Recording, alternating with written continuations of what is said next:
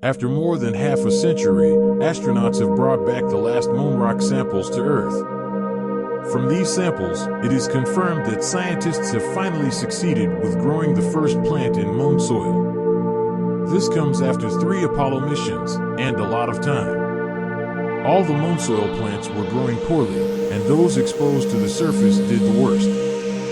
This information is important because if we want to make it to Mars and other planets eventually, the astronauts will need to be able to grow a food source on extraterrestrial soil. Collecting this type of data is becoming increasingly more important.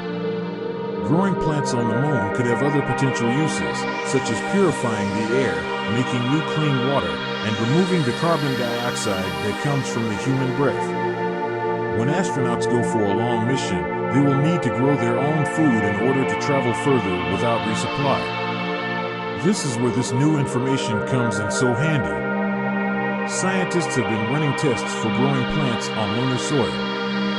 They call this soil regolith and grew specimen in 3 samples. The lunar soil came from 3 Apollo missions: Apollo 11, 12, and 17.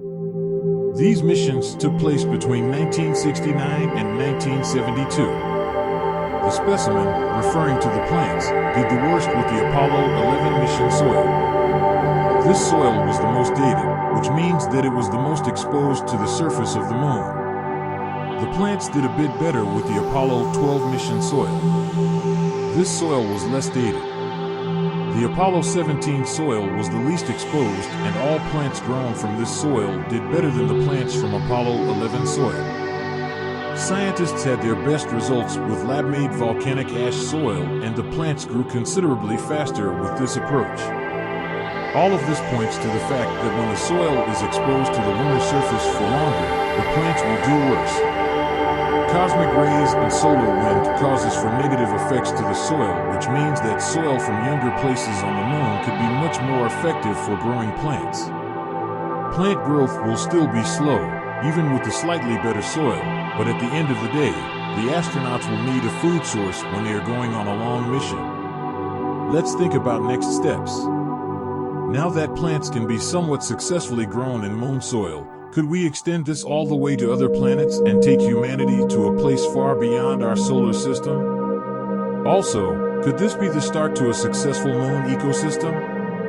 Should we really be moving to our satellite object, the moon, or can we aim higher? Share your predictions down in the comments. Would you eat a plant from the moon? I want to give a huge thanks to Space.com for writing an amazing article that inspired me to produce this video. I'll see you all in the next one.